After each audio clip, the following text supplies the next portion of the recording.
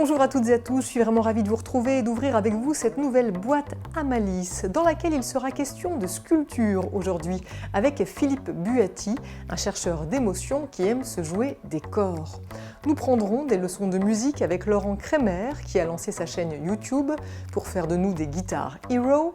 Nous retrouverons Étienne Martin qui est allé à la chasse aux flèches blanches à Metz, des flèches dont il nous livrera les secrets.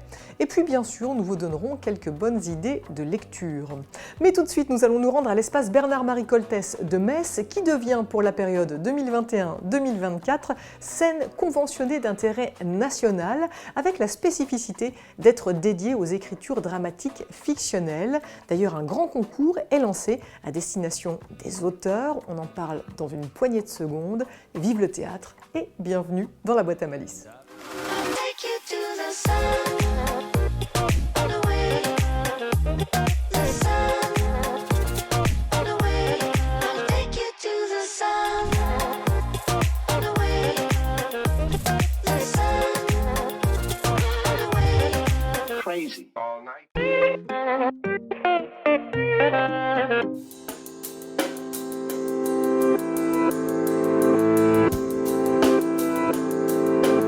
Nifou Messica, bonjour. Bonjour. Merci beaucoup de m'accueillir ici à l'espace Bernard-Marie Coltès de Metz, un lieu dont vous êtes la directrice. Alors lieu malheureusement à l'arrêt en ce moment en raison de la crise sanitaire. Néanmoins, la maison continue de tourner à travers des projets, on va en parler dans quelques instants. Mais avant cela, peut-être un mot sur l'état d'esprit dans lequel vous êtes. Comment vous traversez cette période ? Alors, c'est sûr, ce n'est pas évident. Après, ce qui m'importe, c'est de pouvoir maintenir du lien. En fait, ce qui finalement est l'essentiel, c'est créer du lien, maintenir du lien déjà avec l'équipe, avec les artistes, avec les compagnies, et puis essayer de conserver un espoir, l'espoir de se projeter un jour. Ouais. C'est ça qui est le plus important pour les artistes comme pour tous les humains que nous sommes, en fait, d'avoir un objectif. Oui. Et à l'heure où nous enregistrons cet entretien, il se trouve qu'une compagnie va se produire dans quelques instants sur la scène du théâtre, en présence de professionnels. C'est ça, voilà, la vie cachée du théâtre en ce moment ? Oui, alors on a les cours, puisque les étudiants ont quand même dans leur malheur un petit peu de chance, puisque les travaux pratiques, travaux dirigés sont autorisés en petits groupes. Et donc ça a repris. Et puis les résidences d'artistes, on a le droit de répéter et on a le droit de faire des présentations destinées uniquement aux professionnels, ce qui est le cas aujourd'hui. On accueille une compagnie qui aurait dû jouer hier et aujourd'hui. Finalement, on reporte le spectacle dans un an, c'est loin, dans un an. Déjà, quand on est un acteur en temps normal, c'est super difficile de ne pas pouvoir faire son métier. Et à plus forte raison, là, ce sont des comédiens qui sont porteurs de handicap, quel que soit le handicap, en tout cas, ils sont réunis au sein d'une compagnie. Donc ce sont des acteurs professionnels qui ont aussi le soutien d'un DASAT. Et du coup, c'est encore plus important pour eux de pouvoir jouer. Donc aujourd'hui, on va faire une captation et on a invité quelques professionnels parce que, sait-on jamais, profitons de ce moment pour le temps où finalement les professionnels sont un peu plus disponibles pour leur montrer ce spectacle et espérer qu'ils puissent tourner et avoir une vraie vie l'année prochaine. Et ce spectacle, le voici, joué pour quelques privilégiés. Son nom, Le reste est silence. Une création de la compagnie Tout va bien qui a convoqué sur une même scène les anti-héros shakespeariens. Tu l'as tué! Encore un mort! Encore une tragédie! La mort! Toujours la même histoire! Toujours une tragédie! En fait, on a travaillé pendant 2 ans à partir d'improvisation sur ces 4 pièces de Shakespeare, donc Hamlet, Othello, Macbeth et le Roi Lear. Et on a fait, comme on fait d'habitude avec cette compagnie, des improvisations. Et de ces improvisations, puisque moi je les écris et je réécris, est apparue l'idée que les acteurs qui étaient au plateau avaient envie de prendre le pouvoir sur la tragédie. Et c'est comme ça qu'est venue cette idée de mettre au plateau 15 personnages issus de ces 4 pièces et de les faire s'interroger sur la possibilité de sortir de la tragédie ou pas. Et autant dire que la présence de 15 comédiens sur scène a nécessité, compte tenu de la crise liée à la Covid, de revoir entièrement la scénographie afin de respecter le protocole sanitaire. Ça fait des jours, Hamlet, que je te cherche! avec Guillaume, qui est mon collègue, collaborateur et scénographe, on a fait le choix de respecter cette distance au plateau parce que sinon on n'aurait pas pu reprendre le spectacle. Donc on s'est dit comment on peut le réécrire en respectant cette distance. On a fait ce pari-là en se disant bon bah si on n'y arrive pas on le laissera tomber, mais au final la forme à laquelle on a abouti, on en est plus heureux en fait que la précédente. Voilà, donc c'est en effet une forme réécrite qui a fait qu'on a jeté le décor, changé plein de choses. On a réécrit, mais voilà, on est heureux de cette réécriture. Et il y a de quoi. La scénographie, originale, met en lumière avec poésie les 15 protagonistes qui interrogent la tragédie et les possibilités d'en réchapper. Car finalement, est-ce que le message ne serait pas que la tragédie n'est pas inéluctable ?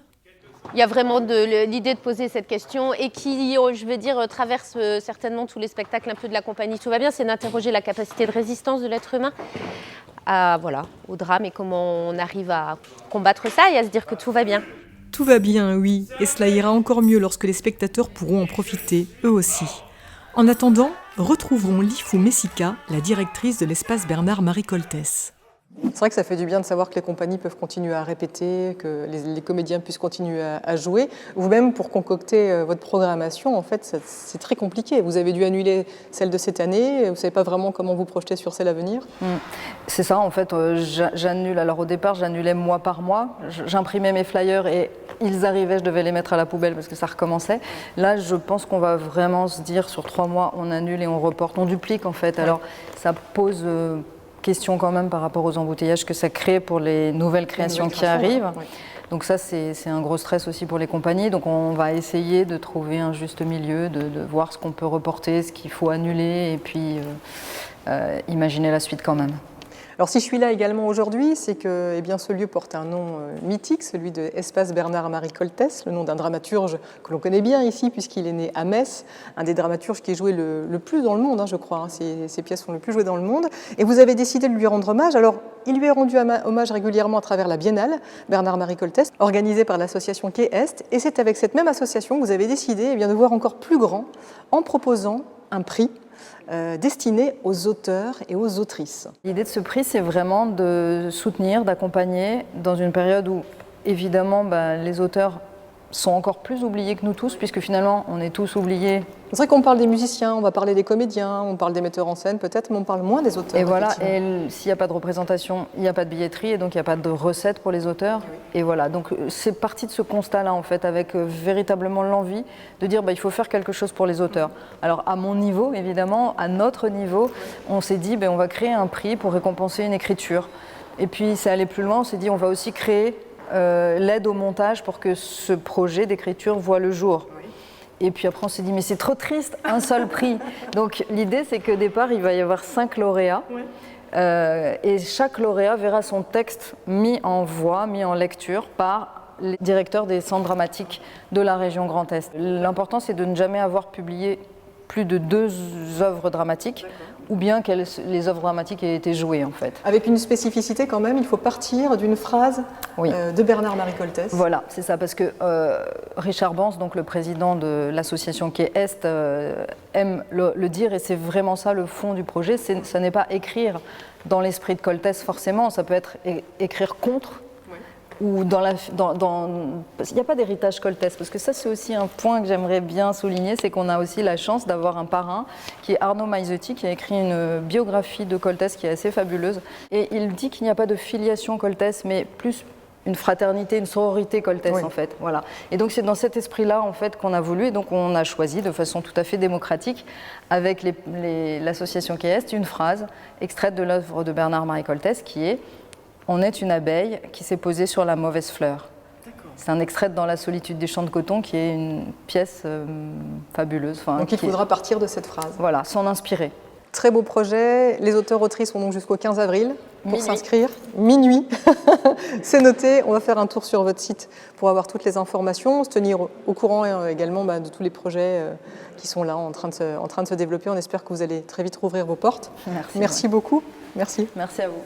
Alors vous l'avez entendu, vous avez jusqu'au 15 avril, minuit, pour participer au Grand Prix Bernard-Marie Coltès Prolonger le geste, un concours sans limite d'âge. L'auteur lauréat remportera 3 000 € et la compagnie professionnelle qui montera le projet disposera d'une aide au montage de 15 000 €. Un grand marathon de lecture aura également lieu, marathon à l'issue duquel un prix du public sera décerné. Alors inscrivez-vous et surtout tenez-vous au courant de l'actualité de l'espace Bernard-Marie Coltès. Dans notre boîte à idées aujourd'hui, on retrouve une invitation à s'intéresser à la cité musicale Metz, qui ne manque pas non plus d'inventivité pour fidéliser son public. Via sa newsletter, par exemple, vous allez retrouver des interviews, des lives, également des ateliers. Dernier en date, un atelier origami qui va vous permettre de réaliser un trombone à coulisses, comme vous le voyez sur ces images. Et si vous êtes en manque d'exposition, eh bien des visites virtuelles sont également proposées. C'est ainsi que vous pourrez apprécier les 404 créations de François Dérault, exposées en ce moment au cœur de la basilique Saint-Pierre-aux-Nonains de Metz. Et je vous propose de l'écouter parler de son travail exceptionnel. Je me suis immergé dans une ville qui s'appelle Firozabad, qui est située dans l'Uttar Pradesh en Inde, qui est la ville où l'on produit par millions des bracelets de verre qui sont portés par les Indiennes. Et je me suis intéressé à cette production de masse et j'ai dressé un inventaire en quelque sorte de toutes les nuances que je pourrais acheter sur place. Donc j'ai exporté 404 bouquets de bracelets de verre jusqu'à Meisenthal, Meisenthal étant le pays du verre en Lorraine. Et ce qui m'a intéressé, c'est de croiser deux histoires, l'histoire du verre en Inde et l'histoire du verre en France et plus largement en Europe. Espérons très vite pouvoir nous rendre à notre tour sur place pour visiter cette exposition. En attendant, cette visite elle se poursuit via le web, où vous pourrez retrouver également l'interview en intégralité via la chaîne YouTube de la Cité musicale Metz. Et puisque l'art, la création sont des remèdes à bien des maux, je vous propose maintenant de faire connaissance avec un artiste sculpteur, Philippe Buatti, un artiste pour qui tout a commencé au lycée, une période à laquelle il va s'éprendre de littérature, de cinéma, de livres d'art, époque à laquelle il va pousser les portes des musées et rencontrer des artistes jusqu'à en devenir un lui-même, un artiste sensible, adepte de l'épure. Portrait.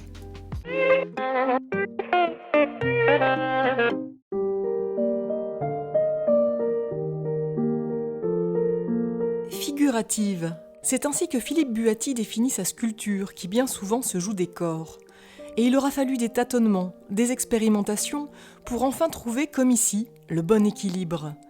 Il aura fallu, au fil du temps, dépasser les limites posées par le travail de la pierre de Jaumont et du bois, et appréhender de nouveaux matériaux comme une réponse à l'appel de son désir. Il faut un peu inverser le raisonnement et se dire voilà ce que j'ai envie de faire et voilà le matériau qui va me permettre de le faire.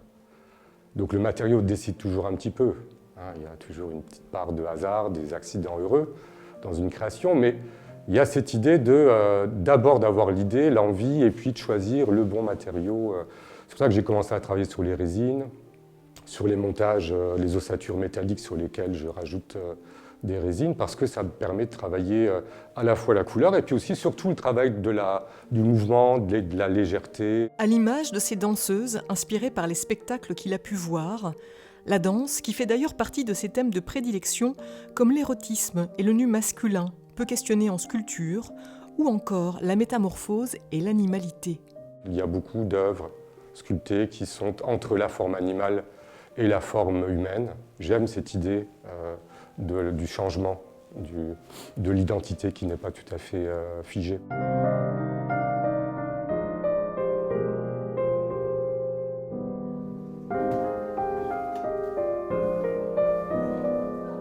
Alors ici, nous sommes dans la partie de l'atelier dans laquelle je travaille. Donc, dans cet atelier, il y a des endroits où on expose, on présente les œuvres abouties, puis d'autres où on travaille, on essaye, on expérimente. Donc en général, je m'installe et puis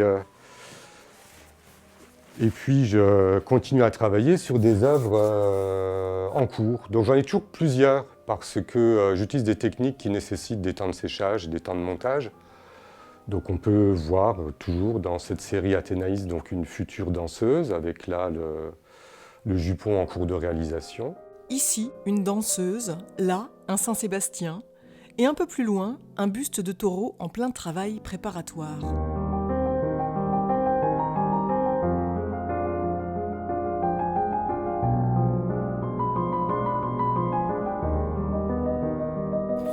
Et au milieu de toutes ces œuvres, un artiste qui prend beaucoup de plaisir. C'est vraiment une activité sensuelle, hein. Il y a le toucher des matériaux qui parfois peuvent être chauds, poussiéreux, durs, mous. Et puis il y a toujours ce rapport physique à quelque chose qui parfois résiste, une forme qui résiste ou qui au contraire peut adhérer à mon désir. Donc oui, il y a quelque chose de très sensuel, hein. Une sensualité qui émane de son œuvre intimiste, qui très souvent trouve refuge chez des particuliers séduits par ses créations. Moi, mon souhait, c'est que ça provoque de l'émotion avant tout. Donc il n'y a pas très rarement de message politique, c'est pas de la sculpture engagée. C'est de la sculpture qui cherche l'émotion, qui se raccroche parfois à l'histoire de l'art, parfois à des histoires individuelles, personnelles, mais qui avant tout provoque de l'émotion. Alors, il n'y a plus qu'à se laisser surprendre.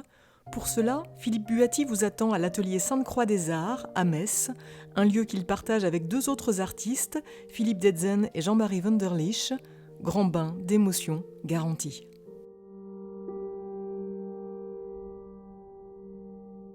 L'artiste Philippe Buatti qui vous attend dans son atelier, l'atelier Sainte-Croix des Arts à Metz, il se situe 2 rue des Écoles. Le temps, décidément, est maussade, mais heureusement, nous avons nos libraires qui sont là pour égayer nos journées et nous conseiller des livres pour nous évader. Voici la sélection du jour, elle est signée Anne-Marie Carlier.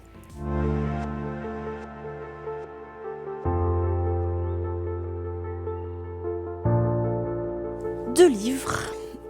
Déborah Lévy, Ce que je ne veux pas savoir et Le coût de la vie. Pas du tout une Lorraine, comme son nom l'indique, pas du tout inconnue puisqu'elle a eu le prix Femina. Il y a eu des articles, il y a eu plein de bruit avec ce prix, etc. Voilà, on l'avait et tout à coup une cliente m'en parle. Et là, voilà, la libraire se laisse conseiller et ça c'est vraiment chouette aussi. 2 volumes, mais il y en aura 3. Une autobiographie romancée, une voix très spéciale, très calme et en même temps pleine de rage et de fureur. Elle naît en Afrique du Sud, son père se fait arrêter puisqu'il est blanc mais milite, il est un historien qui milite à l'ANC. Et voilà, et on déroule sa vie, les cassures, les cabossures, son voyage en Angleterre avec sa famille. En Angleterre, dans le 2e roman, ça sera plus sa vie d'adulte. Et surtout, au cœur de cette autobiographie, il y a la femme, comment elle se positionne, comment elle vit dans cette société où tout est masculin, il y a des scènes délicieuses. Et puis, surtout, l'écriture. Il y a Duras, il y a des questions que Orwell pose aux hommes, écrivains hommes, et elle s'en empare. Vraiment une grande voix et une superbe découverte. Et c'est aux éditions du Sous-Sol.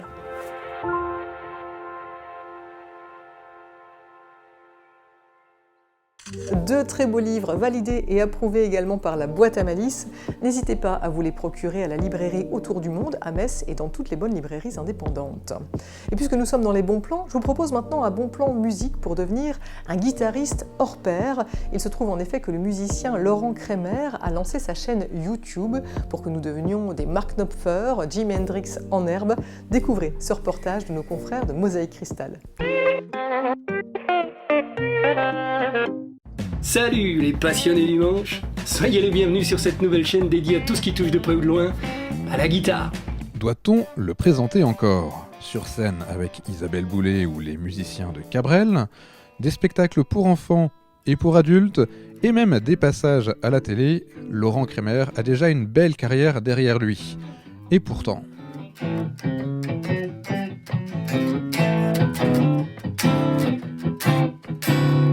Vie de guitariste aujourd'hui, depuis le mois de mars, j'entends, c'est à la maison, puis tu as vraiment du temps pour travailler. Parce qu'il n'y a pas de spectacle, c'est Waterloo, quoi. Tout est au point mort. Alors, pour rester actif, il faut se réinventer. Pour Laurent Kremer, cela passe par Internet, avec YouTube. Alors sur la chaîne, tu vas trouver des tutos, ça c'est la première activité de la chaîne. En contrepartie de ça, quand même, tu as aussi le fait de pouvoir montrer quels sont les accessoires pour la guitare. Et il y a pléthore aussi, quelle est la manière d'enregistrer une guitare, donc où on met les micros, qu'est-ce qu'il faut comme carte son, etc. Ce sont des domaines que je connais très bien. Donc ouais, la chaîne mélange un petit peu tout ça, avec des défis aussi qui vont être ajoutés. Enfin bref, il y aura au fur et à mesure des choses qui vont se rajouter sur cette chaîne. Concernant le fait de faire des vidéos, de monter tout ça et ainsi de suite, non, je connais le système, je connais bien le système. Par contre, où ça plane un peu, et quand je dis un peu, c'est un euphémisme, ça plane, c'est pour les référencements YouTube, les réseaux sociaux, de voir comment ça se passe, parce que tout est corrélé entre Instagram, entre Facebook, entre YouTube, entre le référencement Google. La 3e capsule de sa chaîne est déjà disponible, une manière de rester musicalement actif, mais aussi de rappeler un de ses mantras, la musique n'est pas une compétition.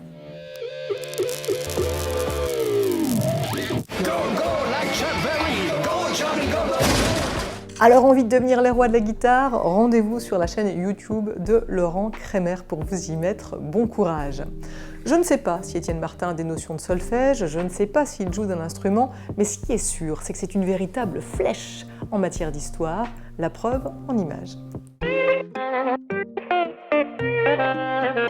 Bonjour, alors aujourd'hui, vous voyez sous le soleil radieux de la Moselle, je vous invite à découvrir un patrimoine très fragile, c'est un patrimoine qui est lié à la Seconde Guerre mondiale, ce sont ces fameuses flèches blanches qui sont juste à côté de moi et qui étaient les symboles des abris contre les bombardements. Avec la Première Guerre mondiale, beaucoup de choses ont changé.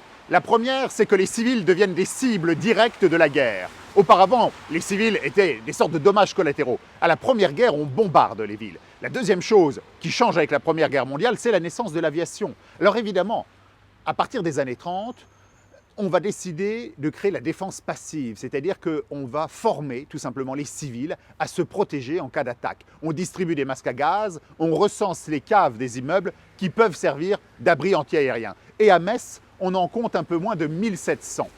Lors de la Deuxième Guerre mondiale, lorsque les Allemands redeviennent les maîtres de Metz, eh bien, ils vont récupérer les données de l'armée française et notamment toutes ces caves qui ont été recensées pour en faire des abris anti-aériens. Pour qui? Eh bien, pour les occupants des immeubles et puis pour les passants qui, pris au dépourvu, doivent se réfugier en catastrophe à toute vitesse quelque part. Et pour marquer où sont ces fameux abris, eh bien, les Allemands vont peindre sur les façades ces fameuses flèches blanches. Alors, à Metz, on trouve des flèches blanches. À Nancy, on trouve sur les piliers des portes d'entrée des croix de Lorraine ou des A, principalement des A pour abri. À Metz, les Allemands optent pour des flèches blanches immenses. Vous voyez, là, elle est très effacée, mais elle est bien plus grande. Et des flèches qui sont phosphorescentes. Ce sont des flèches qui brillent dans la nuit. Alors vous allez me dire, mais quel intérêt?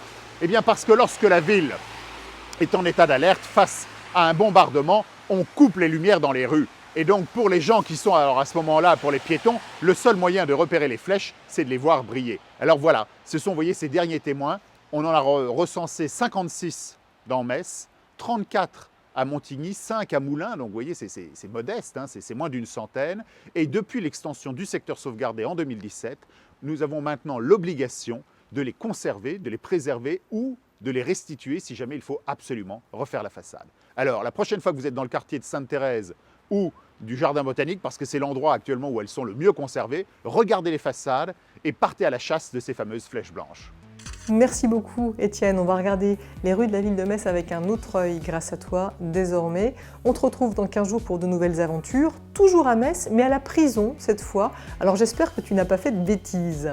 L'heure est déjà venue de la refermer, cette fameuse boîte à malice, en musique comme toujours, avec un messin que nous aimons beaucoup, Romain Muller. Rappelez-vous, il avait participé à Live Insolite, une émission d'ailleurs que vous pouvez revoir en replay sur notre site www.viamoselle.tv. Vous pouvez revoir également l'intégralité des boîtes à malice. Romain Muller qui propose une pop électro acidulée et qui signe un nouveau clip super disco à paillettes. Allez, bye bye. Si pour toi danser ce n'est pas qu'un jeu, je suis en nage, je suis tes pas. Un pas de côté, un pas de deux. Ce soir le diable danse.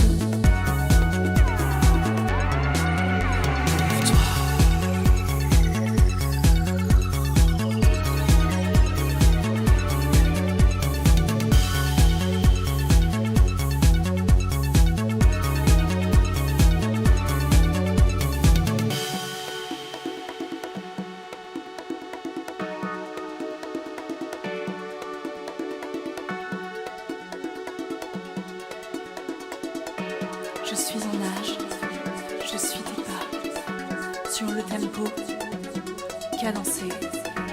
Mon cœur est une boule à facettes, il bat.